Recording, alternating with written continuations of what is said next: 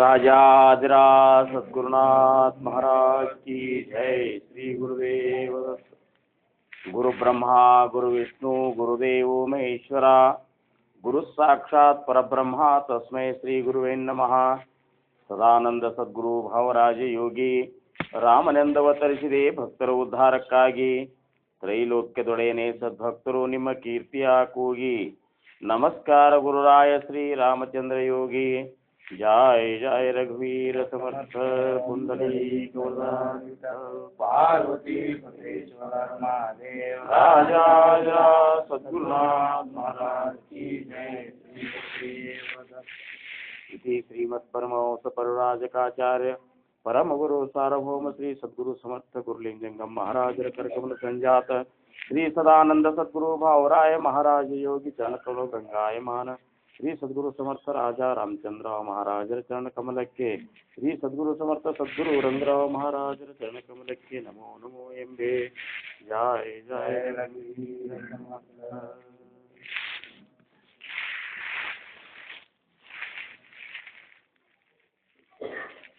ಪ್ರಥಮವಾಗಿ ನಮ್ಮೆಲ್ಲರ ಆರಾಧ್ಯ ದೈವ ಶ್ರೀ ಸದ್ಗುರು ಸಮರ್ಥ ರಂಗರಾವ್ ಮಹಾರಾಜರ ಚರಣಾರವಿಂದಗಳಲ್ಲಿ ನನ್ನ ದೀರ್ಘದಂಡ ಪ್ರಣಾಮಗಳನ್ನು ಸಲ್ಲಿಸಿ, ಸಮರ್ಥರ ಸೇವೆ ಕೂಡಿರುವಂತಹ ಎಲ್ಲ ಗುರುಬಂಧುಗಳಿಗೆ, ಗುರು ಭಗಿನಿಯರಿಗೆ ನಮಸ್ಕಾರ.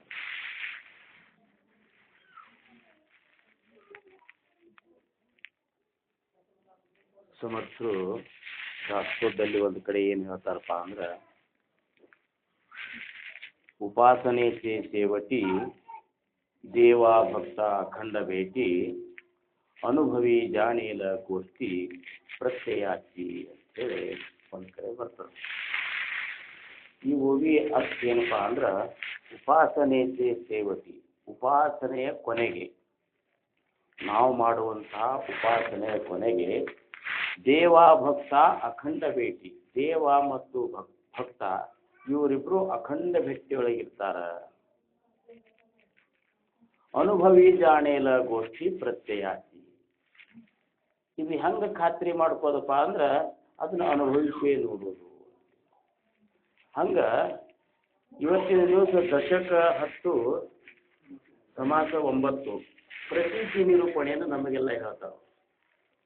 ಈಗ ಅವ್ರು ಹೇಳೋ ವಿಷಯ ಏನಪ್ಪ ಅಂದ್ರೆ, ಬ್ರಹ್ಮಾಂಡದ ಉತ್ಪತ್ತಿ ವಿಷಯದ ಬಗ್ಗೆ ಅವ್ರು ಹೇಳಿಕತ್ತಾರ. ಆದ್ರೆ ಪ್ರತೀತಿ ಅಂದ್ರೆ ಏನು?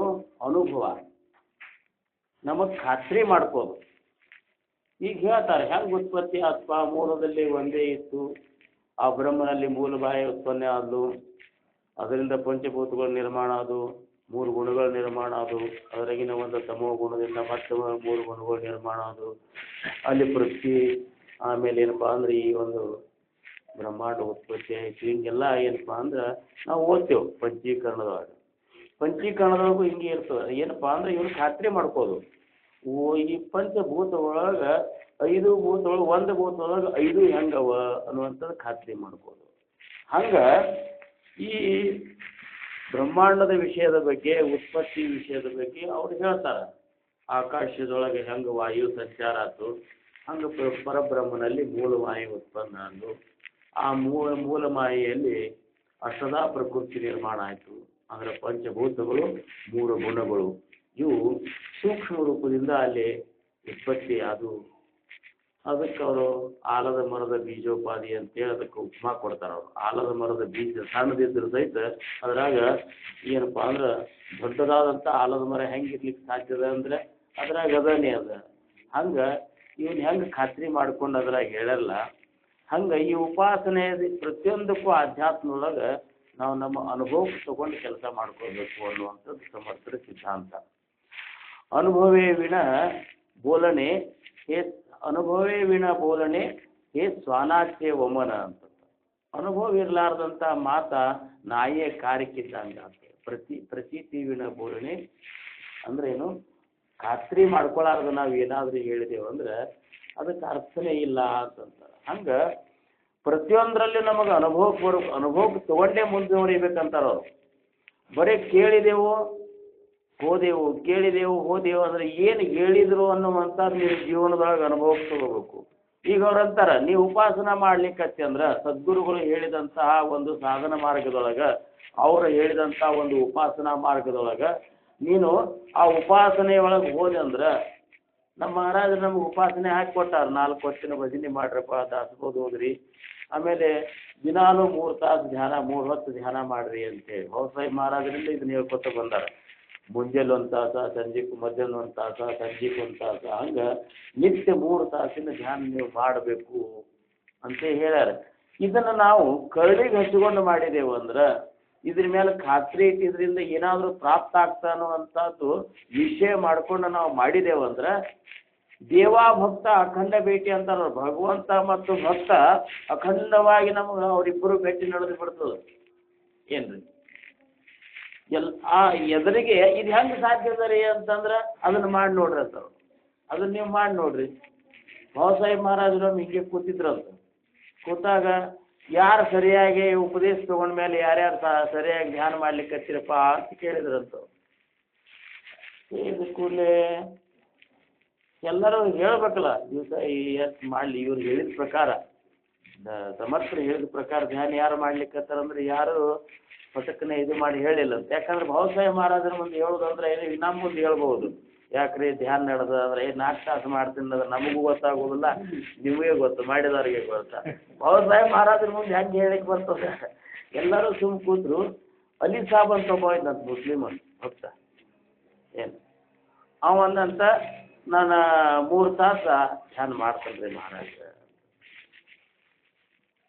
ಅಂದ ಕೂಡಲೇ ಏನು ಕಾಣಿಸ್ತದ ಅಂತ ಏನು ಕಾಣಿಸ್ತದ ಅಂತ ಹೇಳಿದ್ರು ಅವಾಗಂದ್ರಂತ ಇವ ಗಲಿ ಸಾಬ್ ಅನ್ಬೇಡ್ರಪ್ಪ ಇವ ಕಬೀರ್ ಅನ್ರಿ ಇದ್ರ ಬಗ್ಗೆ ಹೃದಯ ಕೊಟ್ಟಲ್ಲ ಮತ್ತೆ ಇದ್ರಾಗ ಬಂದದಲ್ಲ ಹಾಂ ಹಂಗೆ ಅದ್ರಾಗ ಮತ್ತೆ ಅಲ್ಲಪ್ಪನ ಒಬ್ಬ ಇದ್ದಂತ ಅವ್ರು ಕೇಳಿದ್ರಂತ ನಾನು 3 ತಾಸು ಮಾಡ್ತೀನಿ ರೀ ಅಂದಂತವ ಏನು ಜಾರಿಲ್ಲ ಇಲ್ಲ ಸುಮ್ಮನೆ 3 ತಾಸು ಅಂದ್ರೆ ಹಾಕ್ತಾರ ಹೋಗೋಕೆ ಕೊಡಿ ಅಂತಂದ್ರಂತ ಅವ್ರು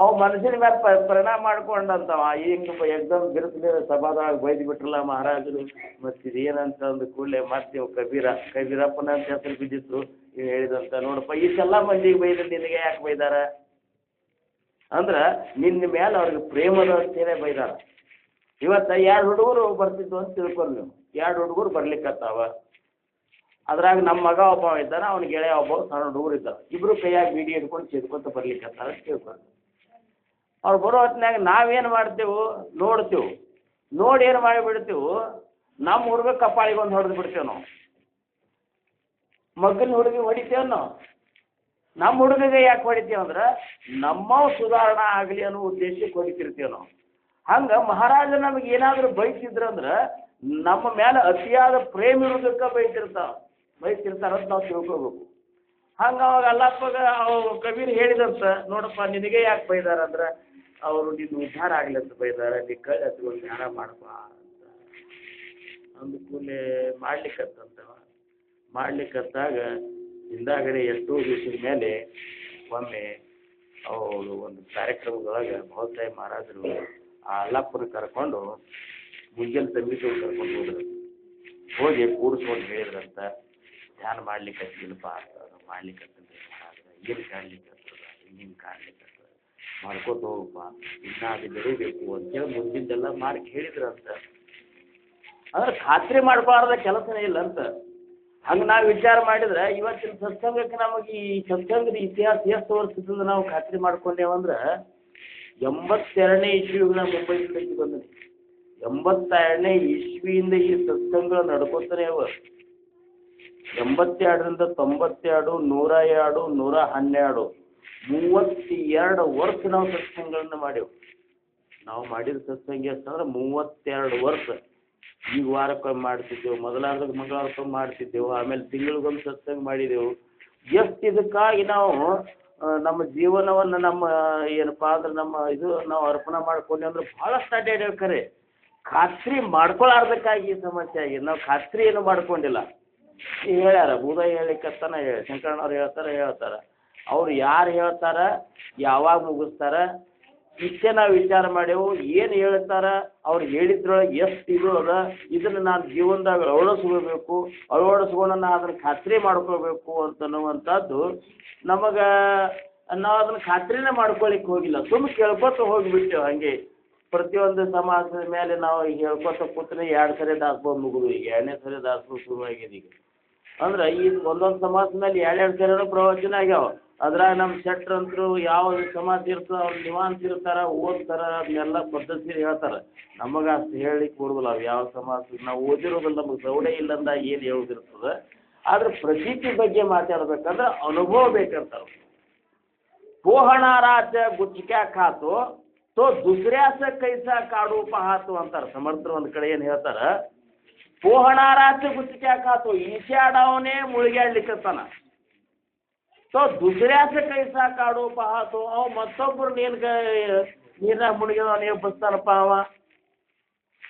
ಅನುಭವೇ ವಿಣ ಪ್ರತೀತಿ ಇದ್ದೇತೋ ತೇ ವ್ಯರ್ಥಕ್ಕೆ ಜಾಣಾವೆ. ಅನುಭವ ಇರ್ಲಾರ್ದ ಏನು ಮಾತಾಡಿದ್ರೆ ಅದು ವ್ಯರ್ಥನೆ ಅಂತ ತಿಳ್ಕೊಂಡಂಗೆ. ಹಂಗೆ ನಾವು ಈಚಾಡ್ಲಿಕ್ಕೆ ನಾವೇ ಮುಳುಗಲಿಕ್ಕೆ ಅಂದ್ರೆ ಮತ್ತೊಬ್ಬರನ್ನೇನು ನಾವು ಈಚಾಡ್ಲಿಕ್ಕೆ ಅಥವಾ ಮತ್ತೊಬ್ಬರನ್ನೇನು ಪಾರು ಮಾಡ್ಲಿಕ್ಕೆ ಸಾಧ್ಯ ಆಗ್ತೇವೆ? ನಾವು ಯಾಕೆ ಮುಳುಗಲಿಕ್ಕತ್ತೇವು? ಎಲ್ಲಿ ಕೈ ಬಡಿಸ್ತಕ್ಕೇದೋ, ಕಾಲು ಬಡಿಸ್ತಕ್ಕೇದೋ, ಏನು ನಾವು ಉಸಿರಾಡ್ಸೋದು ತಪ್ಪೇದೋ, ಏನು ಅದ್ರಾಗ ಈಚಾಡೋದ್ರಾಗ ಎಲ್ಲಿ ತಪ್ಪೇದ ಅನ್ನುವಂಥದ್ದು ಅನುಭವಕ್ಕೆ ತೊಗೊಂಡು ನೋಡ್ಬೇಕಂತಾರ. ನಾವು ಅನುಭವಕ್ಕೆ ತೊಗೊಳ್ಳಾರ್ದೆ ಏನೂ ಕೆಲಸ ಆಗೋದಿಲ್ಲ. ಅನುಭವ ಇರಲಾರ್ದ ಅನುಭವ ಅನ್ನುವಂಥದ್ದನ್ನೇ ಹಂಗದ ಅಂತಾರವ್ರು. ನಾವು ಇವರು ಉದಯ ಅವ್ರ ಬಹುಶಃ ನಿಂಬಾಳದವ್ರ ಪುಸ್ತಕ ಕೊಟ್ಟಲ್ಲ ನೋಡ್ಬೇಕಂದ್ರೆ ಬರೇ ಇದ್ರ ಬಗ್ಗೆನೇ ಹೇಳಿಬಿಟ್ಟರು. ಏನು ನೀನು ಧ್ಯಾನ ಮಾಡು ಕಾಣಿಸ್ತದಂತಾರವ್ರು. ಸುಮ್ಮನೆ ಮಾತಿನ ಮಾತೇ ಇಲ್ಲ ಅಲ್ಲಿ. ಒಟ್ಟಲ್ಲಿ ನಿನಗೇನು ಕಾಣಿಸ್ತದೆ, ಹಾಗಾದ್ರೆ ನಮಗೇನು ಕಂಡದಪ್ಪ ಅಂತ ಅನ್ನೋದಂಥದ್ದು ಅನುಭವಕ್ಕೆ ತೊಗೊಂಡು ನೋಡ್ಬೇಕಲ್ಲ. ಇಷ್ಟು 32 ವರ್ಷದಿಂದ ನಾವು ಸತ್ಸಂಗದೊಳಗೆ ಕಾಲ ಕಳೀಲಿಕ್ಕತ್ತೀವಿ. ನಮ್ಮ ಹರಾಗದಿಂದ ಉಪದೇಶ ತೊಗೊಂಡು ಎಷ್ಟು ವರ್ಷ ಆಯ್ತು. ನಾವು ಉಪದೇಶ ತೊಗೊಂಡ ಮೇಲೆ ಒಮ್ಮೆನೋ ಅದ್ರಾಗ ಬರ್ತದೆ ನೋಡ್ರಿ, ನಿನಗೇನು ಕಾಣಿಸ್ತದೋ ಅಂತೇಳಿ ಶಿಷ್ಯರನ್ನ ಕೇಳ್ತಿದ್ರು. ನಮಗೆ ಅನಿಸ್ತದೆ ಈಗ 9 ಮಂದಿ ರತ್ನಗಳಂತೇವು ಬಹುಶಃ ಮಹಾರಾಜರ ಶಿಷ್ಯರೊಳಗೆ ಎಲ್ಲರೂ ಪ್ರಸಿದ್ಧಿ ಕಂಡವ್ರು ಎದುರು ಹಂಚಿಬಿಟ್ಟರು. ನಮಗೆ ಎಲ್ಲರಿಗೂ ಸ್ವರೂಪ ದರ್ಶನ ಆಗಿಬಿಟ್ಟಿತ್ತೆ ಅಂತೇಳಿ ಅನ್ನಿಸ್ತದೆ. ಆವಾಗ ಅಂತ ನಿನಗೆ ನೀನು ಧ್ಯಾನ ಮಾಡ್ತೀನಪ್ಪ ಅಂದ್ರಂತ ಮಾಡ್ತಾನೆ ರೀ. ಹಂಗಾರೆ ಏನು ಕಾಣಿಸ್ತದೆ ಅಂದ್ರೆ ಈ ಸತ್ತು ತುಂಬ ಸ್ಥಿತಿಗಳು ಕಾಣಿಸ್ಲಿಕ್ಕೆ ನೋಡ್ರಿ ಮಹಾರಾಜರ. ಇಷ್ಟು ಮಜಾ ಅನ್ನಿಸ್ತದೆ. ಹಂಗಾರೆ ಅವರು ಭಾವಸಾಹೇಬ ಮಹಾರಾಜರ ಶಿಷ್ಯರು ಎಲ್ಲರೂ ಸ್ವರೂಪ ಸಾಕ್ಷಾತ್ಕಾರ ಮಾಡ್ಕೊಂಡಿದ್ರೇನು, ಸ್ವರೂಪದ ಅನುಭವ ಆಗಿತ್ತೇನೋ, ಎಲ್ಲರೂ ಪ್ರತೀತಿಯನ್ನು ಕಂಡು ಬಿಟ್ಟಿದ್ರಲ್ಲ, ಮತ್ತು ನಮಗೆ ಏನಾಗ್ಯದ ಅನ್ನುವಂಥದ್ದು ನಾವು ನಮ್ಮ ಮನಸ್ಸಿಗೆ ನಾವು ಖಾತ್ರಿ ಮಾಡ್ಕೊಳ್ತೀವಿ. ಹಂಗಾರೆ ನಮ್ಮಲ್ಲಿ ಎಲ್ಲೋ ತಪ್ಪಿ ಬಿಟ್ಟದ, ಎಲ್ಲೋ ತಪ್ಪಿದ ಅಂತೇಳಿ ನಮಗೆ ಸರಿಯಾದ ಗುರಿಗೆ ಹೋಗಿ ನಾವು ಮುಟ್ಟುವಲ್ಲಿ ಆಗ್ಯವು. ಎಲ್ಲಿ ತಪ್ಪಲಿಕ್ಕತ್ತದ ಅನ್ನುವಂಥದ್ದನ್ನು ನಾವೇ ಶೋಧ ಮಾಡಬೇಕು. ನಮಗೆ ಶೋಧ ಮಾಡೋದಾಗಲಿಲ್ಲ, ವಿಚಾರ ಮಾಡಿ ತಿಳ್ಕೊಳಿಕ್ಕೆ ಆಗಲಿಲ್ಲ ಅಂದರೆ ಧ್ಯಾನ ಮಾಡಬೇಕು. ಧ್ಯಾನ ಮಾಡೋದ್ರಿಂದ ಅನ್ನಿಸ್ತದೆ ನಮ್ಮ ತಪ್ಪುಗಳು ನಮಗೆ ಅನುಭವಕ್ಕೆ ಬರ್ಲಿಕ್ಕೆ ಆಗ್ತದೆ. ನೀ ಇಲ್ಲಿ ತಪ್ಪಲಿಕ್ಕತ್ತೀಪ್ಪ, ನಿನ್ನಂತಲೇ ಅಹಂಕಾರ ಬರ್ಲಿಕ್ಕತ್ತದ, ನಿನ್ನಂತಲೇ ತಿರಸ್ಕಾರ ಬರ್ಲಿಕ್ಕತ್ತದ, ನಿನ್ನಂತಲೇ ಪ್ರೇಮದ ಕೊರತೆ ಆಗಿದೆ. ನೀನು ಧ್ಯಾನ ಮಾಡೋ ಹೊತ್ತಿನಾಗ ನಿನ್ನಂತಲೇ ಮನ ಸ್ಥಿರ ಉಳಿಯುವಂತಾಗಿದೆ. ನೀನು ಉಪಾಸನೆಗೆ ಸಮರ್ಥರು ಎಷ್ಟು ಒತ್ತು ಕೊಟ್ಟು ಹೇಳಿದ್ರಲ್ಲ ಅಷ್ಟು ಒತ್ತು ಕೊಟ್ಟು ನೀವು ಮಾಡ್ಲಿಕ್ಕತ್ತಿಲ್ಲ, ಅಥವಾ ನಿತ್ಯ ನಿನಗೆ ಸಮರ್ಥರ ಪೂಜಾ ನಿನ್ನಿಂದ ಆಗಲ್ತಾಗಿದೆ ಅನ್ಬೇಕು. ಹಿಂಗೆ ನಿನ್ನ ಉಪಾಸನಾ ಕ್ರಮ ಅದ ಎಲ್ಲೋ ಸಡಿಲತ ಅದ ಅಂತೇಳಿ ನಿನಗೆ ಇದು ಕೆಲಸ ಆಗಲ್ತು ಅನ್ನುವಂಥದ್ದು ನೀನು ಶೋಧ ಮಾಡಿದ್ರೆ ನಿನಗೆ ಗೊತ್ತಾಗಿಬಿಡ್ತದೆ. ಅದು ನಾವು ವಿಚಾರ ಮಾಡಿದ್ರೆ ನಾವು ಮಾಡುವಂಥ ಈ 4 ಹೊತ್ತಿನ ಉಪಾಸನೆಗಳು ಕಟ್ಟುನಿಟ್ಟು ಮಾಡೋರು ಕೇವಲ ಕೆಲವೊಂದು ಮಂದಿ ಅಷ್ಟೇ ಗುರುತತ್ತು, ಅಷ್ಟು ಮಂದಿ ಕಾಣಿಸ್ತಾರೆ. ಉಳುಕಿದವರೆಲ್ಲ ನಾವೆಲ್ಲ ಹೆಂಗೆ ಮಾಡೋದಾಗ್ತದೆ, ನಮಗೆ ಸಮಯ ಇಲ್ಲ ಅಂತ ನೆವ ಹಾಕೋದು, ಸಮಯ ಇಲ್ಲಾರ್ದಕ್ಕಾಗಿ ಅಲ್ಲೇ ಎಲ್ಲರೇ ಇದ್ದಲ್ಲೇ ಮಾಡಿಬಿಡೋದು, ಅಡ್ಡಾಡ್ಕೋತ ಮಾಡಿಬಿಡೋದು, ಬಚ್ಚಿ ಹಚ್ಚಿದ್ರೆ ಹಚ್ಚಿತ್ತು ಅದ್ರಾಗೆ ಮುಗಿದು ಬಿಡ್ತು. ಹಿಂಗೆ ನಾವು ಇದು ಮಾಡ್ತೀವಿ. ಕೆಲವೊಬ್ಬರು ಹಿರಿಯ ಸಂತರಿದ್ದಾರೆ ನೋಡ್ರಿ ನೀವು, ಅವರು ಆ ಒಂದು ಉಪಾಸನೆಗೆ ಎಷ್ಟೊಂದು ಮಹತ್ವ ಕೊಟ್ಟಾರಂದ್ರೆ, ಯಾರು ಎಷ್ಟು ಮಹತ್ವ ಕೊಟ್ಟು, ಯಾರು ಎಷ್ಟು ಶ್ರದ್ಧಾದಿಂದ, ಯಾರು ಎಷ್ಟು ನಿಷ್ಠೆಯಿಂದ, ಯಾರು ಅಗದಿ ಏನಪ್ಪ ಅಂತ ಒಂದು ನಿಶ್ಚಲವಾದಂತಹ ಒಂದು ಮನಸ್ಥಿತಿಯನ್ನು ಹೊಂದಿ ಆಧ್ಯಾತ್ಮದೊಳಗೆ ಮಾಡ್ಕೊತ ಹೋಗ್ತಾರಲ್ಲ, ಅದಕ್ಕೆ ಅಂತಾರೆ ಅವ್ರು ಏನಂತಾರೆ, ಉಪಾಸನೆ ಸೇವಟಿ ದೇವಾ ಭಕ್ತ ಅಖಂಡ ಭೇಟಿ ಅನುಭವಿ ಜಾಣೇಲ ಗೋಷ್ಠಿ ಅಂತಾರೆ. ಮಾಡಿದವಾಗೆ ಗೊತ್ತಾಗ್ತದೆ, ಮಾಡಲಾರ್ದು ಏನು ಗೊತ್ತಾಗ್ತದೆ? ಬರೀ ಬಾಯಿಲೆ ಬ್ರಹ್ಮವ ಹೊಗಳಿದರೆ ಏನು వచ్చి ನಾಯಿ ಜನ್ಮಕ್ಕೆ ನಮಗೆಲ್ಲ ಏನಾಗಿಬಿಟ್ಟದಂದ್ರೆ ಬಾಯಿಲೆ ಬ್ರಹ್ಮಜ್ಞಾನದ ಮಾತಾಡ್ಲಿಕ್ಕೆ ಹೊರತಾಗಿ ಒಳಗೆ ಅನುಭವಕ್ಕೆ ಬಂದಿತ್ತಂದ್ರೆ ಅದರ ಲಕ್ಷಣಗಳೇ ಬೇರೆ ಇರ್ತಾವಂತಾರ. ಅದರ ಲಕ್ಷಣಗಳೇ ಬೇರೆ. ನಿನ್ನ ಒಳಗೆ ಹೆಂಗೆ ನಿನ್ನಲ್ಲಿ ಮನ ಏನಪ್ಪ ಅಂದ್ರೆ ಎಷ್ಟು ನಿಂದು ಪವಿತ್ರ ಆಗ್ಯದ ಅನ್ನುವಂಥದ್ದನ್ನು ನಾನು ಭಯಂಕರ ಪವಿತ್ರ ಮನುಷ್ಯಪ್ಪ, ನನಗೆ ಯಾವುದೂ ಬೇಕಾಗಿಲ್ಲ, ನಾನು ಅನಂತನಾಗಿದ್ದೀನಿ ಅಂತ ಯಾರ ಮುಂದೆ ಹೇಳ್ಕೊತ ಅಡ್ಡಾಡೋ ಕಾರಣ ಇಲ್ಲ. ಅವನು ನೋಡಿದ ಕೂಡಲೇ ಗೊತ್ತಾಗಿಬಿಡ್ತದ ಇವನ ಅಂತಃಕರಣ ಪೂರ್ಣ ಏನಪ್ಪ ಅಂದ್ರೆ ಪವಿತ್ರವಾಗ್ಯದ. ಅಷ್ಟ ಅಗ್ನಿ ಏನಪ್ಪ ಅಂದ್ರೆ ಕಲ್ಮಶ ರಹಿತ ಆಗಿಬಿಟ್ಟದ, ಅಗ್ನಿ ನಿಷ್ಕಲ್ಮಶವಾಗಿ ಇವರು ಹೃದಯದ ಅಂತೇಳಿ ಗೊತ್ತಾಗ್ತದೆ. ಅವನ ನಡೆ ನುಡಿಯಿಂದ ಅವ್ರು ಹೇಳೋದು ಯಾರು ಹೇಳೋದು ಜರುತ್ತಿಲ್ಲ. ನಮ್ಮ ಎಲ್ಲರ ಸಮರ್ಥರ ಬಳಗೆ ಹೆಂಗೆ ಆಗಬೇಕು ಅಂದ್ರೆ ಅಷ್ಟು ಪವಿತ್ರವಾದ ಹೃದಯನ ಹೊಂದಿರಬೇಕು, ಅಂತಃಕರಣ ಶುದ್ಧ ಆಗಿರಬೇಕು, ವಿಶಾಲ ಭಾವ ಬಂದಿರಬೇಕು, ಕ್ಷಮಾಗುಣ ಬಂದಿರಬೇಕು, ದಯಾಗುಣ ಬಂದಿರಬೇಕು. ಆಮೇಲೆ ಏನಪ್ಪ ಅಂದ್ರೆ ವಿರಕ್ತಿ ನಮ್ಮಲ್ಲಿ ಪ್ರಾಪ್ತ ಆಗಬೇಕು. ಇದು ಭಾಳ ಮುಖ್ಯದ ಅಂತಾರೆ. ಇವೆಲ್ಲ ನಾವು ಅನುಭವಕ್ಕೆ ತೊಗೊಂಡು ನೋಡಬೇಕು. ವಿರಕ್ತಿ ಎಷ್ಟು ಪ್ರಾಪ್ತ ಆಗ್ಯದಪ್ಪ ನಮಗೆ? ಪ್ರಪಂಚದ ಮೇಲೆ ನಮ್ಮ ಮೋಹ ಕಡಿಮೆ ಆಗ್ಯದು, ಶರೀರದ ಮೇಲೆ ಮೋಹ ಕಡಿಮೆ ಆಗ್ಯದು, ದುಡ್ಡಿನ ಮೇಲೆ ಮೋಹ ಕಡಿಮೆ ಆಗ್ಯದು, ನಮಗೇನಪ್ಪ ಅಧಿಕಾರದ ಮೇಲೆ ಮೋಹ ಕಡಿಮೆ ಆಗ್ಯದು. ಎದರ ಮೇಲೆ ನಾವು ಮೋಹ ಕಡಿಮೆ ಆಗ್ಯದ ಅನ್ನುವಂಥದ್ದು ಇವನ್ನೆಲ್ಲ ಶೋಧ ಮಾಡೋದು ಅಂತೇಳಿ ಇವತ್ತಿನ ಸಮಾಜ ಬೇರೆ ಇರ್ಬೋದು ಶಸ್ತ್ರ ದೃಷ್ಟಿಯೊಳಗೆ. ಆದ್ರೆ ಬ್ರಹ್ಮಾಂಡದ ಉತ್ಪತ್ತಿ ಬಗ್ಗೆ ಹೆಂಗೆ ಖಾತ್ರಿ ಮಾಡಿ ಅಲ್ಲಿ ಆ ಸಮಾಜದಾಗ ತೋರಿಸಲ್ಲ, ಹಂಗೆ ನಮ್ಮ ಉಪಾಸನೆ ಬಗ್ಗೆ ನಾವು ಖಾತ್ರಿ ಮಾಡ್ಕೊಂಡು ನೋಡ್ಬೇಕಂತ. ಅಲ್ಲೇ ಬ್ರಹ್ಮಾಂಡದ ಉತ್ಪತ್ತಿ ಬಗ್ಗೆ ಖಾತ್ರಿ ಮಾಡಿ ತೋರಿಸ್ಯಾರ. ಅದು ಮತ್ತೊಂದು ಮಾತು ಇವು ಇರುವಲ್ಲ ಲೆಕ್ಕದ ಮತ್ತೆ ಇನ್ನೊಂದು ಬೇಕಾದ್ರೆ ಸೆಟ್ರ್. ಯಾಕಂದ್ರೆ ಮುಂದಿನ ಸಮಾಜ ಸರಿ ಅವ್ರದ್ದು ಇದು ಬಂದಾಗ ಇದನ್ನ ಹೇಳ್ತಾರೆ ಅವರು. ಯಾಕಂದ್ರೆ ಓದ್ಕೊಂಡಿರ್ತಾರ, ಅವ್ರಿಗೆ ಸಮಾಧಾನ ಆಗೋದಿಲ್ಲ. ಇದ್ರಾಗ ನಾ ಏನು ಹೇಳಿದ್ರು ಸಹಿತ ಮತ್ತೆ ಅವ್ರು ಹೇಳ್ತಿರ್ತಾರೆ, ಅವಾಗ ಮತ್ತೆ ಕೇಳಕ್ಕಂತ್ರಿ. ಆದ್ರೆ ಒಟ್ಟಿನ ಮೇಲೆ ಅನುಭವ ಅನುಭವ ಬರಬೇಕಾದ್ರೆ ನಾವು ಹೊರಗೆ ಹಚ್ಚಿ ನೋಡ್ಬೇಕು. ಹೊರಗೆ ಹಚ್ಚಿ ಇವತ್ತು ಎಷ್ಟು ಕ್ಯಾರೆಟ್ ಬಂಗಾರ ಸ್ವಚ್ಛದಪ್ಪ ಅಂತ ನೋಡ್ಬೇಕಾದ್ರೆ ಈ ಸತ್ಸಂಗಕ್ಕೆ ಹೋದ ಕೂಡ ನಾವು ಹೊರಗೆ ಹಚ್ಚಿ ನೋಡ್ಬೇಕು. ಇವತ್ತು ಉದಯ ಅವ್ರು ಈ ಮಾತು ಹೇಳಿದರು, ಅದ್ರ ಪ್ರಕಾರ ನಾ ಇದ್ದೇನೆ. ಯಾಕಂದ್ರೆ ಎಲ್ಲ ಹೇಳೋ ಮಾತುಗಳು ಸಮಾಜದ ಮೇಲೆ ಹೇಳ್ತಾರೆ. ನಾವು ಮಾತಾಡೋದು ಎಲ್ಲ ಮಾತುಗಳು ದಾಸಬೋಧ ಮೇಲೆ ಇರ್ತಾವೆ, ಮನ ಸಿದ್ಧೋತ್ರ ಮೇಲೆ ಇರ್ತಾವೆ. ಅಥವಾ ಏನಪ್ಪ ಅಂದ್ರೆ ಮತ್ತೆ ಯಾವುದಾರೆ ಒಂದು ನಮ್ಮ ಮಹಾರಾಜರು ನಮಗೆ ಒದಗಿಸ್ಕೊಟ್ಟ ಗ್ರಂಥಗಳು ಹಿಂದೆ ಮಾತಾಡ್ತೇವೆ ಅಂದಾಗ ನಮ್ಮಂತಲ್ಲಿ ವಿರಕ್ತಿ ಪ್ರಾಪ್ತ ಆಗ್ಯದ ಅನ್ನುವಂತ ನಾವು ವಿಚಾರ ಮಾಡಿದ್ದೀವಿ. ಅಂದರೆ ವಿರಕ್ತಿ ಎಲ್ಲಿ ಪ್ರಾಪ್ತ ಆಗಿದೆ ನಿಮಗೆ? ವಿರಕ್ತಿ ಅನ್ನುವಂಥದ್ದು ಎಷ್ಟಕ್ಕೆ ಸಂಬಂಧಿಸಿದ್ದದ? ಬರೀ ಪ್ರಪಂಚಕ್ಕಷ್ಟೇ ಸಂಬಂಧಿಸಿದ ವಿರಕ್ತಿ ಅಂದ್ರೆ ಏನು? ನನಗೆ ಬ್ಯಾಡ, ನನಗೆ ಇದು ಸಾಕು, ನನಗೆ ಇದರಿಂದ ಯಾವ ಅವಶ್ಯಕತೆಗಳಿಲ್ಲ ಅನ್ನುವಂಥದ್ದು ಎಲ್ಲ ಕೋನದೊಳಗೂ ನಾವು ಅಲ್ಲಿ ಅನ್ಬೇಕು. ನಾವು ಬರೀ ಹೆಂಡ್ರ ಮೇಲೆ ನಮ್ಮ ಪ್ರಪಂಚದ ಮೇಲೆ ಅಷ್ಟೇ ಅನ್ನಬಾರ್ದು. ಪ್ರತಿಯೊಂದರೊಳಗೂ ಸಹಿತ ನನಗಿದು ಯಾವುದೂ ಉಪಾಧಿ ಬೇಡಪ್ಪ, ನಾನು ಸಾಕು, ನನ್ನ ಪುಸ್ತಕ ನಾನು ಆನಂದವಾಗಿ ನಾನು ಇರ್ತೀನಿ ಅಂತನ್ನುವಂಥದ್ದು ಉಳ್ಕಿದ್ದು ಯಾವುದನ್ನೂ ಬೇಡ ಅನ್ನುವಂಥದ್ದು ಭಾವ ನಮ್ಮಲ್ಲಿ ಉತ್ಪತ್ತಿ ಆಗಿದೆ ಅನ್ನೋದು ನೋಡಬೇಕು. ಕ್ಷಮ ಮಾಡುವಂಥ ಗುಣ ನಮ್ಮಲ್ಲಿ ಬಂದೋದೇನು? ಕ್ಷಮಾ ಗುಣ ನಮ್ಮಲ್ಲಿ ಬರ್ಲಿಕ್ಕತ್ತೇನು? ಯಾರು ಏನೇ ತಪ್ಪು ಮಾಡಿದ್ರು ಸಹಿತ ಅವರು ಕ್ಷಮ ಮಾಡಬೇಕಪ್ಪ. ಅವ್ರು ಯಾಕೆ ತಪ್ಪು ಮಾಡ್ಯಾರ? ಈಗ ನೋಡ್ರಿ, ಜಗತ್ತಿನಾಗ ನಮಗೇನು ಅನಿಸಿಬಿಡ್ತದೆ, ನಮಗೊಂದು ಸ್ವಲ್ಪ ತಿಳಿದ ಅಂದ್ಕೊಳ್ಳಿ ಎದುರು ನಾವು ತಿಳಿದಿಲ್ಲ ಅಂತೇಳಿ ಅವನ ಮೇಲೆ ನಮ್ಗಿಂತ ಸಣ್ಣ ಒಂದು ಪಟ್ಟ ನಿರ್ಧಾರ ಮಾಡ್ಕೊಂಡು ಬಿಡ್ತೀವಿ. ಅವ್ನಿಗೆ ತಿಳಿದಿಲ್ಲ, ನಮಗೆ ತಿಳಿದೋದು ಅಂತೇಳಿ. ಸರಿ, ಅವಾಗ ಯಾಕೆ ತಿಳಿದಿಲ್ಲ ಅಂತ ವಿಚಾರ ಮಾಡಿದ್ರೆ ತಿಳಿಸಿ ಹೇಳೋರು ಅವ್ಗೆ ಸಿಕ್ಕಿಲ್ಲ ಪಾಪ. ಅವ ಯಾಕೆ ಅಡ್ಡ ಹಾದಿ ಹಿಡ್ದು ಹೋಗ್ಲಿಕ್ಕತ್ತಾನಂದ್ರೆ ಅವಾಗ ಯಾರು ಸರಿಯಾಗಿ ತಿಳಿಸಿ ಹೇಳೋರು ಸಿಕ್ಕಿಲ್ಲ. ನಾರೇ ತಿಳಿಸಿ ಹೇಳಬೇಕು. ಅವಾಗ ಯಾವ ಪರಿಯಿಂದ ತಿಳಿಸಿ ಹೇಳಿದ್ರೆ ತಿಳ್ಕೊತಾನೆ. ಹೀಗೆಲ್ಲ ಅಂತಃಕರಣ ವಿಶಾಲ ಒಂದು ಏನಪ್ಪ ಅಂದ್ರೆ ಅಂತಃಕರಣ ಇಟ್ಕೊಂಡು ಅಂಥ ಒಂದು ಕ್ಷಮಾಗುಣ ನಮ್ಮಲ್ಲಿ ಪ್ರಕಟ ಆಗ್ತಿತ್ತು ಅಂದ್ರೆ ಜಗತ್ತಿನಾಗ ನಾವು ಎಲ್ಲರೂ ನಮ್ಮ ಎದುರಿಗೆ ಬಂದವರು ಸುಧಾರಣೆ ಮಾಡ್ಬೋದು ನಾವು. ನಮಗೇನಪ್ಪ ಹೌದು, ನಮ್ಮ ಮಹಾರಾಜರ ಉಪದೇಶ ತಗೊಂಡವ್ರನ್ನೇ ಅಷ್ಟೇ ಪರಿವರ್ತನೆ ಮಾಡ್ಬೇಕಂತೇನಿಲ್ಲ. ನಮ್ಮ ಮಹಾರಾಜರ ಉಪದೇಶ ಯಾರಿಗೆ ಕೊಟ್ಟಾರಲ್ಲ ಅವ್ರು ಹಿಂದಿಲ್ಲ ನಾಳೆ ಪರಿವರ್ತನೆ ಆಗಲಿಕ್ಕೆ ಬೇಕು. ಆಗಲಿಲ್ಲ ಅಂದ್ರೆ ನಡೆಯೋದಿಲ್ಲ ಅದು. ಇಲ್ಲಿಕಂದ್ರೆ ಯಾಕಂದ್ರೆ ಸಮರ್ಥರು ಕೊಟ್ಟಂಥ ನಾಮ ಅಂದ್ರೆ ಏನು? ಪದರಾಗ ಬೆಂಕಿ ಕಟ್ಕೊಂಡಂಗ ಅಂತೇಳಿ ಅಂತಾರೆ. ಅದಕ್ಕೆ ಸಮರ್ಥರು ಕೊಟ್ಟಂಥ ಉಪದೇಶ ಅಂದ್ರೆ ಏನಪ್ಪ? ಪದರಾಗ ಬೆಂಕಿ ಕಟ್ಕೊಂಡಂಗ. ಇದು ನೀನು ಸಂಭಾಳಿಸಿ ಕೆಲಸ ಮಾಡ್ಕೊಂಡೆ ಅಂದ್ರೆ ಅಡುಗೆ ಮಾಡ್ಕೊಂಡು ಉಣ್ಬೋದು. ಅಕಸ್ಮಾತ್ ನೀ ಇದನ್ನ ಏನೋ ಅದ್ರ ಬಗ್ಗೆ ನೀನು ಇದು ಮಾಡ್ಕೊಂಡು ಬಿಟ್ಟೆ ಅಂದ್ರೆ ಇನ್ನು ನೀನು ಸುತ್ತುಕೊಳ್ಳಬಹುದು. ನಮ್ಮ ಮಹಾರಾಜರ ಭಕ್ತರನ್ನೇ ಬದಲಾವಣೆ ಮಾಡ್ಬೇಕನ್ನುವಂಥದ್ದೇನು ವಿಶೇಷ ಅಲ್ಲ. ಯಾರೇ ನಮಗೆ ಸಮಾಜದೊಳಗೆ ಜಗತ್ತಿನೊಳಗೆ ಜೀವನದೊಳಗೆ ಯಾರೇ ನಮಗೆ ಎದುರಿಗೆ ಬಂದರೂ ಸಹಿತ ಅವರಲ್ಲಿರುವಂಥ ಕೊರತೆಗಳನ್ನು ನಾವು ತುಂಬಿಕೊಟ್ಟು ಅವರಿಗೆ ಜೀವನದ ಒಂದು ಮಾರ್ಗವನ್ನು ನಾವು ತೋರಿಸಿ ಆ ಒಂದು ಸಮಾಜದಿಂದ ನಾವು ಏನಪ್ಪ ಅಂದ್ರೆ ನಮ್ಮ ಅಪ್ಕೊಂಡು ಬಿಟ್ಟೆವು ಅಂದ್ರೆ ನಮ್ಮ ಮಹಾರಾಜರ ಭಕ್ತಿಯನ್ನು ನಾವು ಬೆಳೆಸ್ಕೊಂಡು ಅನಿಸ್ತದೆ. ನನ್ನ ದೃಷ್ಟಿಯೊಳಗಂತೂ ಹಿಂಗೆ ಅನ್ನಿಸ್ತದೆ ನನಗೆ. ಯಾರೇ ಇರೋ ಲೆಕ್ಕ ಅವ್ರು ಎಲ್ಲೇ ತಪ್ಪಿರ್ತಾರೆ, ಅವ್ರು ಯಾವ ದೇವ್ರ ಪೂಜಾರೆ ಮಾಡೋ ಲೆಕ್ಕ, ಯಾವ ದೇವ್ರ ಭಕ್ತರು ಇರೋ ಲೆಕ್ಕ, ಅವ್ರು ಮಾಡುವಂಥ ಭಕ್ತಿಯ ಮರ್ಮವನ್ನು ಅವ್ರಿಗೆ ತಿಳಿಸಿಕೊಟ್ಟು ಅವರಿಗೆ ಒಂದು ಏನಪ್ಪ ಅಂದ್ರೆ ಸನ್ಮಾರ್ಗಕ್ಕೆ ನಾವು ಒಯ್ಯುವಂಥ ಪ್ರಯತ್ನ ಮಾಡಿದೆವು ಅಂದ್ರೆ ನಮ್ಮ ಮಹಾರಾಜರು ಅದನ್ನೇ ಮಾಡಿದರು.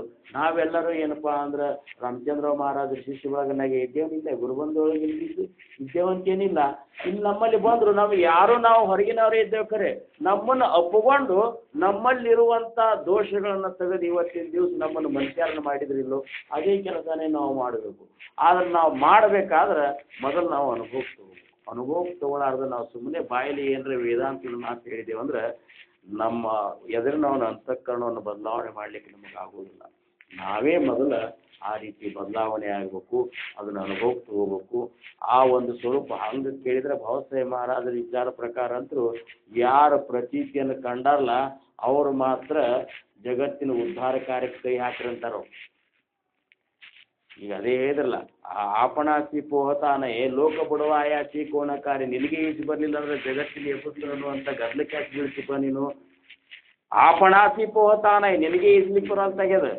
ಲೋಕ ಬುಡವ ಆಯಾಸಿ ಕೋಣ ಕಾರ್ಯ ಗೋಡಿ ಆವಡಿ ವಾಯಾಜಾಯೇ ವಿಕಲ್ಪತಿಯವಾಗ.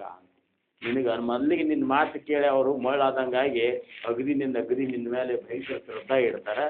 ನಿನಗೆ ಈಜು ಬರೋದಿಲ್ಲ ಅಂತ ಒಂದಿಲ್ಲ ಒಂದು ದಿವಸ ಗೊತ್ತಾಯ್ತು ಅಂದ್ರೆ ನಿನ್ನ ಮೇಲೆ ಪ್ರೇಮ ಎಲ್ಲ ಹೋಗಿಬಿಡ್ತದೆ. ಅವಾಗ ನೀ ನಿನ್ನ ಮೇಲೆ ಪ್ರೇಮ ಕಳ್ಕೊಂಡೆ ಅಂದ್ರೆ ನೀ ಏನು ಹೇಳಿದ್ದು ನಾಟೋದಿಲ್ಲ. ಅದಕ್ಕೆ ಒಟ್ಟಿನ ಮೇಲೆ ಪ್ರತೀತಿ ಅಂದ್ರೆ ಏನಪ್ಪ ಅಂದ್ರೆ ನಾವು ಖಾತ್ರಿ ಮಾಡ್ಕೊಂಡು ಹೆಜ್ಜೆ ಇಟ್ಕೊತ ಹೋಗೋದು. ಈಗ ಒಂದು ಹುಳ ಮುಂದಿನ ಎಲ್ಲಿಗೆ ಹೋಗ್ಬೇಕಾತಂದ್ರೆ ಅದೇನೋ ಒಂದು ಇದು ಬರ್ತದೆ ನೋಡಿ, ಕೀಡಿ ಹೋಗ್ಬೇಕಾತಂದ್ರೆ ಅದನ್ನ ಈಗ ಹಿಂದಿಂದ ಬಿಟ್ಟಿರೋದಿಲ್ಲ, ಅದ ಮುಂದೆ ಅದನ್ನ ಎಲ್ಲ ನೋಡ್ಕೊಂಡ ಮೇಲೆ ಹಿಂದಿಂದ ಹೋಗಿಡ್ತದೆ. ಹಂಗೆ ನಾವು ಉಪಾಸನಾ ಮಾರ್ಗದೊಳಗೆ ಒಂದೊಂದು ನಾವು ಪ್ರತಿಗಿತ್ತಿಗೆ ತಗೊಂಡು ಅನುಭವಕ್ಕೆ ತಗೊಂಡು ನಾವು ಮುಂದುವರೆದೇವು ಅಂದ್ರೆ ನಾವು ಇಷ್ಟು ವರ್ಷ ಈ ಸತ್ಸಂಗದ ಇದ್ದಕ್ಕೆ ನಮಗೇನಾದರೂ ಲಾಭ ಆಗ್ಯದ ಅಂತ ಅನ್ಬೋದು. ಇಲ್ಲಿಂದಂದ್ರೆ ಇನ್ನೂ 32 ವರ್ಷ ಹೋದ್ರೂ ಸಹಿತ ನಾವು ಅನುಭವಕ್ಕೆ ತಗೊಳ್ಳಿಲ್ಲ ಅಂದ್ರೆ ಬದಲಾವಣೆ ಅಂತರಂಗದೊಳಗೆ ಬದಲಾವಣೆ ಆಗೋದಿಲ್ಲ. ಬಾಹ್ಯದೊಳಗೆ ಆಗ್ಬೋದು, ಒಬ್ಬರು ಹೇಳೋರು ತಯಾರಾಗ್ಬೋದು, ಹಾಡೋರು ತಯಾರಾಗ್ಬೋದು, ರಾಗನಾಗ ಶಾಣ್ಯರಾಗಿರ್ಬೋದು, ಹೇಳೋದ್ರಾಗೂ ಶಾಣ್ಯರಾಗ್ಬೋದು. ಇದೇನು ದೊಡ್ಡ ವಿಷಯ ಅಲ್ಲ. ಅಂತರಂಗದೊಳಗೆ ಬದಲಾವಣೆ ಆಗಬೇಕಾಗಿತ್ತು ಅಂದ್ರೆ ಅನುಭವಕ್ಕೆ ತಗೊಂಡೇ ನಾವು ಮುಂದುವರಿಬೇಕು ಅನ್ನುವಂಥ ಮಾತು ಇವತ್ತಿನ ಈ ಪ್ರತೀತಿ ನಿರೂಪಣೆ ವಿಚಾರವಾಗಿ ನಾವು ಇದನ್ನು ಇಲ್ಲಿ ಚಿಂತನೆ ಮಾಡುವಂಥ ವಿಚಾರದ ಅದ್ರ ಬಗ್ಗೆ ಅಂತೂ ಅಷ್ಟಾಗಲೇ ಓದಿದ್ರಲ್ಲ ಅಷ್ಟೇ. ಅದು ಮೂಲದೊಳಗೆ ಆಕಾಶದಲ್ಲಿ ಹಂಗೆ ವಾಯು ಸಂಚಾರ ಆಯ್ತು, ಹಂಗೆ ಬ್ರಹ್ಮನಲ್ಲಿ ಮೂಲಮಾಯ ಉತ್ಪತ್ತಿ ಆಯ್ತು. ಆ ಮೂಲ ಮಾಯೆಯಲ್ಲಿ 3 ಗುಣಗಳು ಪಂಚಭೂತಗಳ ನಿರ್ಮಾಣ ಅದು, ಅವು ಸೂಕ್ಷ್ಮ ರೂಪದಿಂದ ನಿರ್ಮಾಣ ಅದು, ಅವೇ ಅಷ್ಟದಾ ಪ್ರಕೃತಿ ಅನಿಸ್ಬೋದು.